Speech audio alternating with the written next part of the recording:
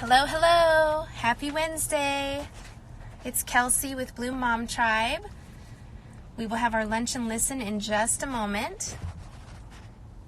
Coming at you live from my car.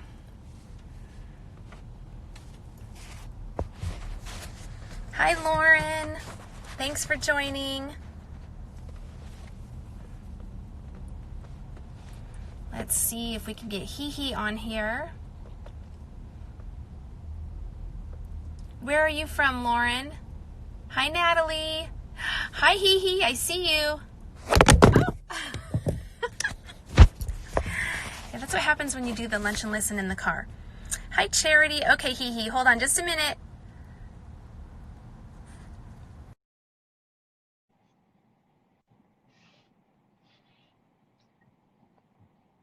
Hi, Kimberly. Oh, hi. Hi. Hello. Hi, this is so fun. I'm always I so surprised when technology works like it's supposed to. I know, right? And from my car today. Right. One of those things. I'm so happy to see you in person again. Well, kind of in person again. And people are hopping on saying hello. Lauren's in Tarzana, but she's from Philadelphia.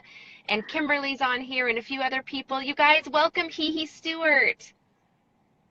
Oh my gosh, thank you so much for having me. This is so fun. I know, I'm so excited. Okay, I just can't wait to get started because I have questions and can you hear me well? Yeah, of course, yeah. Oh my gosh. Okay, people, do you already see how cute she is? I just want to eat you up. Okay, people, we'll start fresh. This is Kelsey with Bloom Mom Tribe. It is my lunch and listen today from my car. Why? Because hashtag mom life. I had a kid who needed to go to school late. So here we are. So thrilled to welcome my new friend from Boston, HeHe Stewart. She is the founder of Tranquility by HeHe, and she is a maternity concierge. And I cannot wait to hear I have an idea, but to hear all about what that is and if she's got answers to some of your questions, people, ask away and let us know. Hi, Gina. Hi, Lauren. HeHe, will you just hop on and just tell us who you are, where you're at right now, and how you started this journey with Tranquility by HeHe? Yeah, sure. And just again, thank you so much for having me. This is so fun seeing I everybody that I know. know hop on. Hi, I everybody. know. I'm HeHe Stewart. I'm currently in Boston, and I am the founder of Tranquility by HeHe Maternity Concierge. And what we do is we've taken traditional doula support, and we've put a radical twist on it, where a typical doula is going to be with you just a few months. Our typical client is like a year long. We set people through all the things. Our clients usually get us in the beginning of their pregnancy, where that's not so traditional and typical. We also help people do things like introduce solids and help them learn their baby sleep. A big foundation of our postpartum support is child development. We step you through all the first years of life through potty training. So anything that comes before potty training, we are your go-to. I like to say that we're the Google of motherhood, because I if like we that. don't necessarily have the answer, then someone in our village does. We have exclusive partnerships with various people and programs and organizations and businesses and services, so that our community is really comprehensive and you don't really have to look very far, because one of the biggest struggles in motherhood, right, is you have all this information, but you have no idea where to start. Right. Start here. We've already done the work for you, so we can just give you the answer. We've already put together the list of people that you need. We already know where you should go and who you should talk to. We've done the work, so that's what makes us a concierge, and that is through pregnancy and birth and beyond. It's incredible. I wish that we had something like that, obviously, when I had my kids, but even where we live at today. So I want to ask you about that in a minute. So tell us, though, where did you grow up? Where are you from? And what sparked this idea to be a maternity concierge? Something had to have happened to make you decide this was your journey in life, which you're perfect for it, but tell us Thank you about very it. much. Hi, Yeah. Melissa. Hi, everybody. So it's kind of a long story, so I'll cut it briefly, but I'm originally from Mississippi, and I went to Mississippi State originally, and then for my undergrad, and then I hopped over state lines and went to the University of Alabama and got a master's in human development and family studies. And while I was there, I was in the infant classroom, and I was also doing behavioral therapy for the preschool. So I had two different roles. In the infant classroom, I just flourished. I loved it. It was so good. It came very natural to me, and I had never had any training. I had babysat for years, but I didn't know that you could have a career with infants. And so I thought, ooh, I'm so good at that. This is perfect. And so when I moved up to Boston after graduating grad school, I went back into the infant classroom, and someone suggested that I be a doula. And I was like, oh, what? I don't know about that. I know, right? And I took the training, and through that, I found there was so much overlap. While I was in the infant classroom, I found that parents really had no support postpartum, right? These people would drop off their Right. kids at daycare and, childcare, and they would be filled with anxiety. They would be filled with a little bit of relief that somebody else was there to help their baby. They would have immense guilt for having to leave their baby to go back to work, but they were also craving that normalcy that going back to work brought back into their life. There was just so many emotions, and that was my first glimpse of like, wow, parents really just don't have that much support. And then when I sat in the doula training, it's just a weekend course, and I was like, my goodness, there's so much that this weekend course is covering, but there's so much that it's not covering. And I saw that I had the answers. And so I actually went home that weekend. I made a website. 2 weeks later, I had a client. And that was kind of it. And it has just snowballed since. And it's a really needed service. People really need a lot of support from the time you get pregnant to the time that you have your baby. It's really Until now. important because it's hard. Yeah, It it's is hard. Parenting is not an easy journey. I think I believe it when people say it's like a beautiful mess. Um, and it's true. And it's funny, I just read this article yesterday about a gal who said that a snow globe reminds her of parenthood because you shake it up and things are just, your emotions are swirling. Everything around you is just swirling all the time. And it just, once in a while, you need it to just settle down, right? And it made me think of that. I think you even said like a snowstorm or snow globe or something, or Yeah. whirlwind. That's Yeah. life. And so if you can help settle down, especially pregnant women or new moms and dads and the siblings and everybody that's around, to be caring for these kids, that's absolutely amazing. It really is. Yeah, I love that snow globe example too. And I'll even add this. When everything is settled, that's like the part of motherhood where like things are going good and you're like, yeah, I am a super parent. Like I can do anything, but it just takes one little bump to make everything Yeah. float back up. And even when things are settled, some of us have a tendency to go back and shake our snow globes up because it's just so beautiful, right? It's kind of like when people Oh. get into birth their second and third time and they're like, why did I do this again? And I'm like, just Yeah. wait until that baby gets here. You will Yeah. do it again and again and again because it's worth it, right? Right. It's Right. worth the snowstorm. It's so worth it. I love that. Miri's on here. You met Miri at our Boston event a few Hi, weeks Mary. ago. Nice to see you again. I know. Okay, so I love how all of this has panned out for you, and it's just been absolutely incredible. Now, Thank you. once you take on somebody, and you're not just their doula, you are their maternity concierge, and so maybe they just got pregnant and they reach out to you. Now, are you automatically leaning them toward, hospital birth or home birth or, midwifery clinic or what? I mean, how do you kind of maneuver around people's opinions and their just what they want? How do you do that without, because you've learned so much. So I'm sure there are so many times where you want to say, well, hold on, actually, you should try it this way. So how do you do that?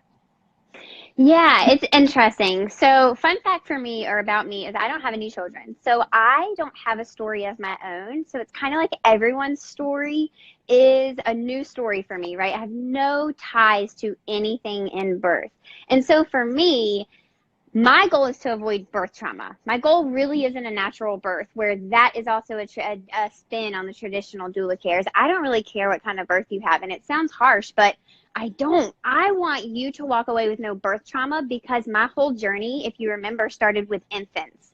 So I got to see the impact on small, tiny babies when their parents were just not well mentally.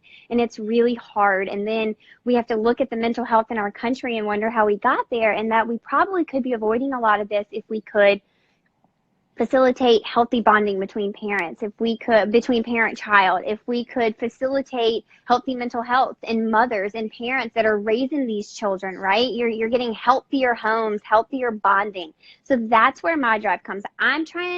My goal is actually the end. So I start my whole entire point with you at working towards the end. And I don't care what your ideal birth is, but along the way, I'm going to be saying, okay, but if we're still working towards this goal, here are your options. And you're like, okay, but I want this option. I'm like, yeah, we could totally do that. I just want to let you know it does kind of knock you out of your ideal birth. Is that cool with you? And at some points, people are like, yes, my birth has reached a point where I would like an epidural now, and I don't want to go natural anymore. I did, and I did it for 7.5 centimeters, but I'm done now.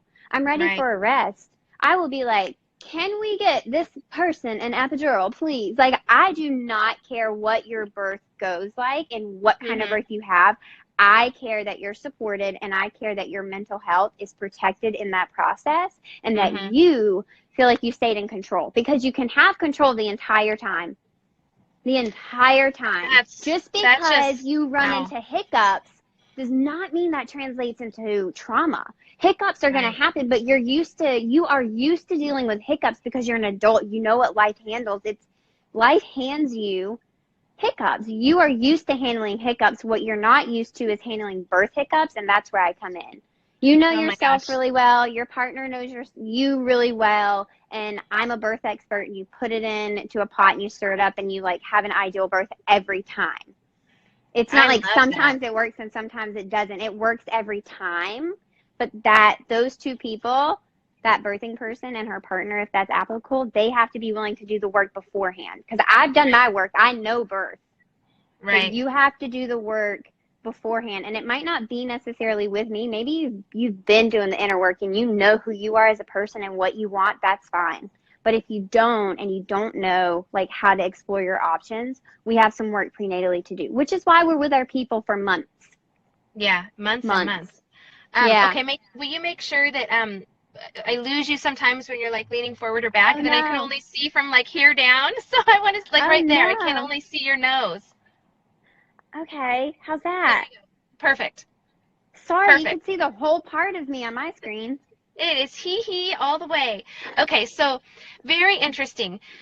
I wish I would have, like I said, someone like you. I'm sure so many people on here can say the same thing. Yeah. I had two regular births, easy peasy, lemon squeezy. Thought I wouldn't get pregnant again. Didn't want to. Just was done. Too close together is hard. And so I was like, oh, I'm done. I'm not going to worry about it. I told my doctor I was done. We moved across the state. I ended up saying, I'm not done. I'm almost 40. I'm not done yet. And so we had that third. And I forgot that my previous doctor Mhm. had told me that if you decide to have a third child, you'll likely need a cesarean because of whatever hiccups I have down below. Some like, I don't know, tilted things, Yeah. tilted things, Yeah. tilt-a-whirl down in my hoo-hoo. Anyway, I didn't remember any of that. I really did not. And I ended up, pushing and to the point where the doctor turned off the epidural and did not tell my husband or I until I started being in more and more pain because he thought I wasn't pushing hard enough. So right there, you would have been like, excuse me, no, no, no, no, no. And then I Yeah. did have to have an emergency C-section. And it was traumatic because I never set out for a birth plan. I just figured, oh, I have my two Yeah. other kids. That was easy. And you just go in thinking I'm just going to walk out with a healthy baby. It was a slap on the face, not because I didn't have birth the way that I wanted to, give birth the way I wanted, but because I had no idea what to expect after a C-section. That is traumatic. So to be able for you to be able to sit there and tell your clients, here are the things that can happen. Don't want to scare you, but here is what you need to know. That would have been so helpful. No one ever said that to me, and I didn't go out of my way to find a doula or anybody. I just thought, oh, this is easy peasy. I'm not worried about it. I can have babies and it's fine. And I think everybody needs to kind of open their eyes and see that as their bodies change and they get older or life changes, whatever, they need that cheerleader. I think everybody could use an extra support in that room that's on their side. Yeah, more Yeah. so too. It's if you're going to avoid birth trauma, there's two pieces to it. So first of all, knowing the education, right, which is what I provide. not a question that I can't get answered for you. Either I have the answer or, again, someone in our community does. So we have that education piece. That second piece is just getting consensual care. Yeah. As long as you know what's going on with your body and you're being presented all of the options, not just some of the options, and you're being Right. presented actual real stats, not just really scary words, then you are in control and you get to make these consensual, shared decision making, really informed choices, and that remains that keeps the control in your hands, right? When Right. you lose control is when people start to be manipulative and they start to do things like turn off the epidural without your Oh, permission, and they lie to you or they use really scary words, and in order to get the real stats, you have to ask the right questions at the right time. Your average person would never know that. I do. right. My team does. And that's how we're able to get so many ideal births. Like, that's how it works every single time. It's because we know those right questions to ask and when to ask them. That is still manipulation. You shouldn't be expecting your average person to know what to ask and when to ask it, and they have to ask specific things using specific words. That's not right. Our Oh, medical system is broken. yes. This I agree with. This I agree with. I have to tell you, Holiday Organic Skin said that your makeup is Oh, awesome. Catherine. Oh, thank you. You do. You look Thanks, Catherine. beautiful. Oh, You're thank so you very cute, much. HeHe. Oh my God, you are so cute. Okay. How many people do you have on your team? Can you describe your team, like which, who does what? And hi, Yeah. is that Cherie or Sherry? Gosh, so many people hopping on. Thank you so much.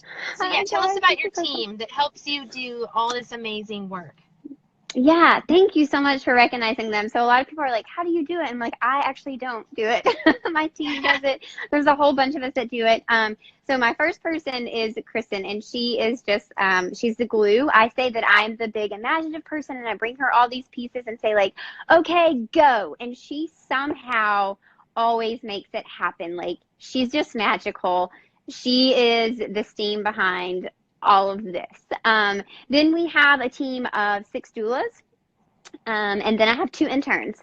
And so our doulas are birth and postpartum. So that's how we are able to be with people throughout their pregnancy and attending their birth, and then postpartum. Your same doula does all the things. So you kind of get with 2 doulas, and they're your people. They're your go-to people. But they're yours. They are yours. And yeah, you meet with them really often throughout your pregnancy. At least once a month, we're meeting with people, at least once a month. Um, Same thing postpartum. All of our clients get massages every single month. We just send you to a massage because we want Oh, you to be relaxed. We want you and your right. body to be, in the best headspace. We want you to be best physically relaxed. We want you to have cut out at least an hour once a month, which seems not enough, and it's not enough for everybody watching. You should be doing it every day. But if you're not going to, because women are really bad about that, we just don't set enough Right. time. So we'll do it for you. And usually we send you with some homework, like think about this while you're getting your massage, or here are 2 decisions that you have coming up and you've been really struggling with them. We've given you the information. When you're getting your massage, go through, see what feels aligned. Like, Right. everything's very intentional. Everything, there's nothing that we do that is just kind of haphazard. It is all very structured and intentional. Oh, that sounds like what someone who's got a lot of hormones would need when they're, pregnant Right. and emotional and may or may not have the outside support that they need. I can't even imagine that on top of it, too. So, Yep. hi, Dr. Molly. Molly's on here. She's Bloom TWB. She was my Hi. lunch listen last week. So, okay, that led me to 2 questions. How many doula or how many clients does a doula take on? I mean, I guess it varies because no one's pregnant at the same time. For So how sure. many do they take on? Like how many clients do you have kind of at a time in your Um, community? So we have months that we set aside and we don't do any births those months. Those are like our growing months. And then you have to think that we are a team of 6 doulas. So we can take an elevated a number. So 10, 12 people a month. But even still, that's only, for every doula, that's only two people.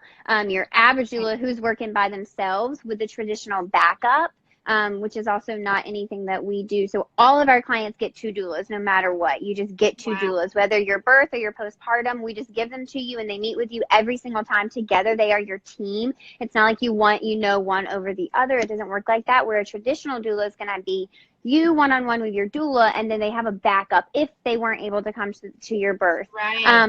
But we don't practice that. That's not our structure because of the sphincter law. And we know that introducing new faces and new voices during labor actually hinders that process, and it activates the sphincter law, and it can cause your dilation to pause or for you to lose a couple Oh my centimeters. gosh. It causes The some hiccups sphincter in birth. law. The sphincter law. Yeah. Yeah. Wow. I can't believe that's a real thing, but that's amazing. I Yeah. mean, you really do have it dialed in. I'm telling you, everything's super intentional. But yeah, I mean, also everything up until this point from, studying psychology and working with young infants and doing behavioral therapy and human development family studies and then the family counseling. And there was just everything, early intervention. There's so many pieces in my background that have very intentional places that it's kind of wild to look back and be like, whoa, I was right where I was supposed to be in all those moments. And it can be eerie. It feels crazy, but it's real. It's super real. So yeah, Oh, everything's very yeah. intentional. Yeah. You're meant to do what you're doing, because I feel like you're a little, Thank if you. you have ever met HeHe in person, you feel like there's just this little tranquil angel walking around, Oh, floating around, and you just ooze happiness and sunshine. So, geez, if I was a baby, I'd want to wake up to that too. oh. Okay. Thank you.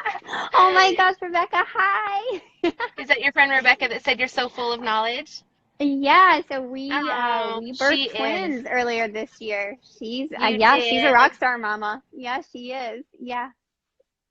Hi. Uh-oh, you're muted. Oh no. I can't hear you.